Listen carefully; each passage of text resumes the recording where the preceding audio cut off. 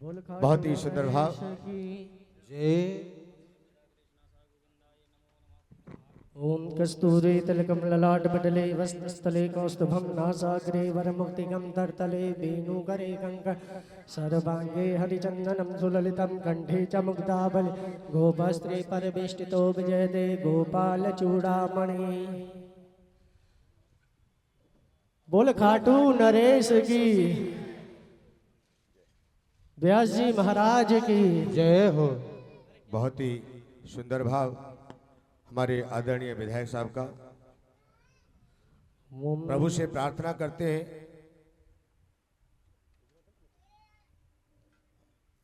मैं आदरणीय गुप्ता साहब से आग्रह करूंगा कि माननीय विधायक साहब का स्वागत करें, माल्यार्पण करके, पटका पहना करके। बोले नंद के लाला की जय। जोरदार तालियों के साथ स्वागत करी जाए, तालियों की। आज बड़ी प्रसन्नता का, हर्ष का विषय है महाराज। आपको बताऊं, आप संगत भी आप ही है, यजमान भी आप ही है, और कथा प्रवक्ता भी आप ही है, जो आपके सामने बैठे हैं। इसी मंच से भगवती को साक्षी मान करके एक आग्रह किया था कि हे माँ, हमारे माननीय भैया मुकेश जी को विधायक बना के हमारे को अगली बार मिलाना। और वो मनोकामना पूर्ण हुई हमारी। भगवान से ये प्रार्थना की, खूब समाज की, हमारे पूरे गुड़गांव की खूब सेवा करें, और सेवा करते करते आगे मंत्री पद में पहुँचे, और फिर ये पूरे जिले की, पूरे हरियाणा प्रांत में खूब सेवा करें। भगवान से यही कामना लेते हुए इनको बहुत बहुत साधुवाद, बहुत बहुत धन्यवाद। श्यामाकांत जी वो पत्र होगा पीछे समानता। मैं आदरणीय मुकेश जी से निवेदन करूंगा, कृपया दो शब्द अपनी मुखारविंद से कह के अपने भक्तों को कृतार्थ करें। जय श्री राधे, जय नारायण। परम श्रद्धेय व्यास जी, आप सब भगवान विष्णु के बहुत ही परम भगत, आप सबको मैं प्रणाम करता हूं। जय श्री श्याम, हर हर महादेव।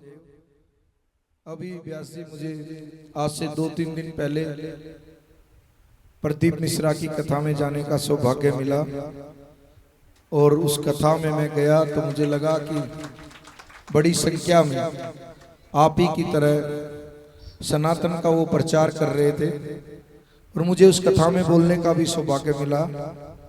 मैंने उनसे कहा कि आपने जीवन में इतना बड़ा जो प्रचार शुरू किया है महादेव के बारे में, तो मैं मात्र शक्तियों से पूछता रहता हूं कि आपने पूरी शिव पुराण में क्या सीखा। आपने मां सती के बारे में कुछ सीखा, आपने लोहितांग के बारे में कुछ सीखा, अंधक के बारे में कुछ सीखा, जलंधर के बारे में कुछ सीखा, और मां विंदा के बारे में कुछ पता किया। तो वो कम विचारधारा में रहती है कि ठीक है, जो बोल रहा है कोई बात नहीं। तो मैं बड़े प्रेम से पूछ रहा था एक दिन मात्र शक्ति से, फिर आपने सीखा क्या वहां पे जाके? तो उन्होंने कहा, एक लोटा जल और सभी समस्याओं का। तो मैंने व्यास जी से भी यही कहा कि जीवन में कुछ किया ना किया हो, कम से कम मात्र शक्ति भाई बहनों को आपने मंदिर जाना तो सिखा दिया, और भी कुछ ना है तो जीवन में भाई जल लेके जाएंगी, मंदिर जाएंगी, भगवान से प्रार्थना करेंगी, दुख की बात भी करेंगी, अपने सुख की बात भी करेंगी। तो यही हमारे लिए तो बहुत सौभाग्य की बात है। तो व्यास जी, जो चीज आपने हमारे प्रति सोच रखी थी कि कथा करनी है, उसी का असर रहा। करोड़ों लोगों ने जो पूजा की, प्रार्थना की कि भाई बहुत लंबा समय हो गया, अब तो अब की बार इस बेटे का बेड़ा पार हो जाना चाहिए। और मैं भी आपको अपने 1 महीने का रिजल्ट दे रहा हूं कि 1 महीने में मैंने लगातार गुरुग्राम के लिए बड़े बड़े प्रोजेक्ट पास कराए हैं, और अभी पहला सत्र हमारा होगा। और उस दिन से लेके आज तक 8 तारीख को मेरा रिजल्ट आया था। 1 महीना 2 दिन हुए हैं मुझे।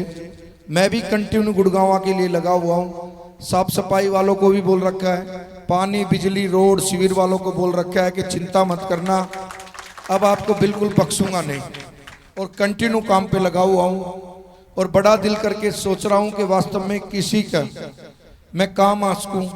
मेरी वोट तो 1,22,000 आई है, लेकिन मेरे पास बुके कम से कम 5.5 लाख पहुंच गए होंगे। बहुत बढ़िया। और पूरे विश्वास के साथ जिसका जो कार्य है तुरंत उसके लिए फोन करता हूं आगे, और हक से कहता हूं ये मेरे परिवार का सदस्य है। आगे अफसर का है वो जाए अपना काम कराए, और उसका काम होने लगा। पहले कोई अफसर किसी के फोन नहीं उठाता था, अब आप हल्की सी मिस कॉल भी छोड़ दो तुरंत अफसर फोन उठाता है। इसी के कारण सिर्फ क्यों? क्योंकि काम करना है हम सब लोगों के लिए। जो आपने जिस कथा को आप सब लोग सुन रहे हैं, इस कथा का बहुत बड़ा हुआ है हमारे जीवन में। ये अमृत है। श्रीमद् भागवत कथा हम जितनी बार भी सुनेंगे हम सबको लगेगा कि वास्तव में हमारा जीवन, हम जितने अंधकार में जी रहे हैं वो प्रकाश की तरफ अब बढ़ना शुरू हो जाते हैं। क्योंकि जब भी कथा सुनते हैं, ये कथा उस व्यक्ति ने सबसे पहले सुनी जिसको ये पता था। हमें किसी को इस स्थान पे कभी नहीं पता कि हमारी मृत्यु कब होने वाली है, लेकिन राजा परीक्षित को पता था कि आज के 7 दिन बाद मेरे प्राण चले जाएंगे। और उसी की वजह से उनको बताया गया कि आपके लिए जीवन का सबसे बड़ा अगर जो कोई कार्य आप कर सकते हो, उनके गुरुओं ने बताया कि आप श्रीमद् भागवत कथा सुनो। और फिर सुखदेव ऋषि जी ने, जो वेद व्यास जी के पुत्र थे, उन्हीं के पुत्र ने सुनाई। सुखदेव ऋषि ने इस कथा को, हमारे यहाँ तो सुविधा बहुत अच्छी है, फैन वैन चल रहे हैं, अच्छी पूरी व्यवस्थाओं के साथ लाइव चल रहा है सारा का सारा। और जब उन्होंने ये कथा सुनाई तो सबको लगा कि वास्तव में ही वो भूल गए मेरे प्राण कब निकलने वाले हैं। उनको ये चिंता होने लगी कल महादेव का इसमें कोई क्या बात आएगी, कल आने वाले समय में भगवान राम का जन्म होगा, फिर भगवान राम की शादी होगी, फिर भगवान बाके बिहारी का जन्म होगा, फिर उनकी शादी होगी, फिर 52 भगवान का रोल होगा, फिर राजा सगड़ के बारे में मैं क्या क्या कथा सुनूंगा, ऐसे फिर भागीरथ ने क्या किया, उस विषय पे सारी कथा चली। और फिर उसको ये लगा कि अब इस जीवन के आवागमन संकट से चाहे मेरे प्राण भी चले जाएंगे ना, लेकिन आज मैं इतनी बड़ी चीज लेके जा रहा हूं जो मैं अपने जीवन में कभी नहीं सुन सकता था। इसीलिए हमें पूरा विश्वास था, सारी मातृशक्ति भाई बहन बैठे हैं, हमें पूरा विश्वास था कि श्याम बाबा ने हमें टिकट दी है तो 100% जिताएगा। जय हो। नहीं तो टिकट ही ना दिलाता। उसी दिन से पूरा विश्वास था, पूरा कॉन्फिडेंस था। और बाबा ने जैसे कहा, हमने सबसे पहले माइक उठाते ये कहा व्यास जी कि हरियाणा की इतिहास बनाएंगे, वैसे ही बाबा ने अपने कंठ से लिखवाया कि हाँ इतिहास बनेगी। बीजेपी के 48 कैंडिडेट जीते हैं, सबसे बड़ी जीत आप लोगों की है, 70,000 के करीब आप जीते हो, ये हरियाणा का इतिहास है बीजेपी का। और आज सभी पार्टियां का लगाते तो हम तीसरे नंबर में हैं पूरे हरियाणा पे जीत के मार्जिन पे। तो ये सिर्फ ईश्वर की कृपा है। हम कभी किसी से ना गलत बोले, ना हमने किसी को गलत कहा। एक विषय जरूर हमने रखा कि हम सनातनी हैं, हमें पगड़ी पहनना पसंद है, हमें गोल टोपी लगाना पसंद नहीं। जय हो। और खुले में कहा, बिल्कुल खुले में कहा। और जो नेता बोल रहे थे वहां से मेवात से, उनके भी खुले मन से कहा कि या तो आप बाज आ जाओ, नहीं 10,000 के करीब जब लोग आएंगे ना वहाँ मेवात के अंदर जल अभिषेक करने के लिए, तो आपको खुद मालूम हो जाएगा सनातन कितना बड़ा धर्म है। इसीलिए कभी भी इस धर्म को कोई जीवन में ना खत्म कर सका है और ना कभी कोई करेगा, और ना ये कभी खत्म हो सकता है। हम कल भी सनातनी थे, हम आज भी सनातनी हैं, और जब तक जिएंगे सनातनी रहेंगे, वादा है हमारा आप सब लोगों से। इसीलिए आप अपने मन में भाव बना के चलें सबके सब। और आज आपसे एक मैं जब भी आता हूँ ना रिक्वेस्ट करता हूँ आप सबसे, ये छोटे बच्चे तो लेके आना आपका कार्य है, क्योंकि घर में आराम से बैठेंगे नहीं, लेकिन इसके बीच की भी एक स्टेज है। इनसे भी बड़े बच्चे जब वो घर में कमरे में अकेले रह सकते हैं तो वो श्रीमद् भागवत कथा में भी आ सकते हैं। एक बार उनको लेके आओ, उनको पता तो चले कि जीवन है क्या।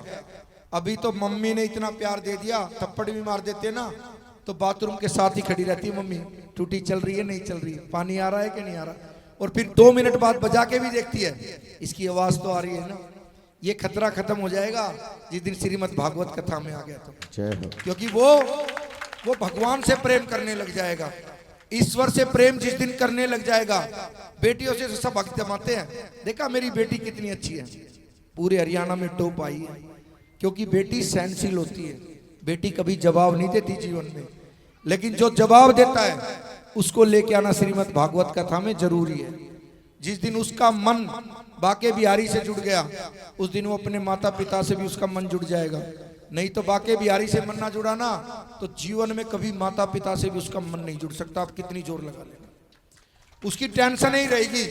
वो जब भी बड़ा होगा ना एक बात जरूर कहेगा, पापा ने मेरे लिए क्या किया, मम्मी ने मेरे लिए क्या किया। फिर उसको आप कितना समझा लेना वो कभी नहीं आएगा इस विषय पे। और जिस दिन उसको ये पता चल गया कि श्रीमद् भागवत कथा में क्या था और भागीरथ ने अपने वंशजों के लिए क्या किया, माँ गंगा को कितनी पूजा पाठ करके लेके आया, उस दिन उसको पता चल जाएगा कि हमारे पूर्वजों ने हमारे लिए किया क्या। इसीलिए बार बार मैं आपसे बोलता हूं, दो चीजों का बेनिफिट है। प्रेम हो गया तो बाके बिहारी का हो रहेगा और हमसे भी प्रेम करेगा। और सबसे बड़ी बात जिससे आज सब लोग दुखी हैं, सनातन वे देखिए ना, दारू के ठेके देखो, दिवाली जैसा उत्सव होता है, जब भी 1 करोड़ कर देगा 2 करोड़ कर देगा। आज इतने नशे के मामले में हमारा प्रदेश आज पंजाब की तरह चल रहा है, और गुड़गांव तो खासकर। इसीलिए बच्चों को अगर जो नशे से बचाना है तो 100% उसको श्रीमद् भागवत कथा में लेके आना चाहिए। और जो लोग आज कथा में बैठे हैं और यहां से सुन के गए और सुनते ही छोड़ो ना यार, कौन देख रहा है, बाके बिहारी तो ना देख रहा है, कर दो काम, तो उसके साथ बाके बिहारी भी ऐसा ही काम करता है। वो भी तो ऊपर से देख रहा है ना कि वो भी तो कर देगा काम फिर। इसीलिए मन में भाव होने चाहिए, कोई देखे ना देखे लेकिन उसकी आत्मा अंदर से देख रही है कि मैं गलत काम कर रहा हूं। इंसान गलत काम करता है ना, शोल्डर की तरफ देखता है, यहीं से बाके बिहारी बैठा रहता है, हाँ गलती कर दी। इसीलिए व्यास जी एक प्रार्थना है हमारी सबके लिए, आप जब भी आए यहाँ पर परिवार के लोग, उनको ये जरूर कहें अपने बच्चों को साथ लेके आए। और मंदिर में मैं मानता हूँ आप सब लोग प्रदीप मिश्रा की बात मानोगे, हमारी बात तो आपको सबको राजनीतिक बातें लगती हैं, लेकिन कई बार कोई अच्छा व्यक्ति जब आपको बात बता के जाए तो उस पर अमल भी करना चाहिए। भागवत कितने दिन की शेष है अभी? 3 दिन और शेष है ना, अभी 3 दिन और शेष है। तो कल प्रयास करना कि बच्चे उनको मना के लेके आना प्यार से, कोई बात नहीं, देख तुझे लाइव श्रीमद् भागवत कथा सुना के लेके आती हूँ। और जब उसका मन जुड़ गया तो फिर आपको खुद कहने लग जाएगा वो कि मम्मी मुझे किसी भी तरीके से या तो वृंदावन ले चलो, और वृंदावन में मेरा मन ना लगे तो फिर मुझे खाटू ले चलो। जय हो। इसीलिए हमें भी हमारे माता पिता लेके गए थे, जब भी हमें पता है खाटू का असर कैसा है। और उसके बाद 29वीं यात्रा होगी हमारी अब की बार, गुरुग्राम से खाटू पैदल यात्रा की। और बचपन से एक ही शौक है कि भगवान है तो सब चीज हो सकती है, ईश्वर है तो विश्वास है, और ईश्वर ही नहीं है तो फिर विश्वास कहां से होगा।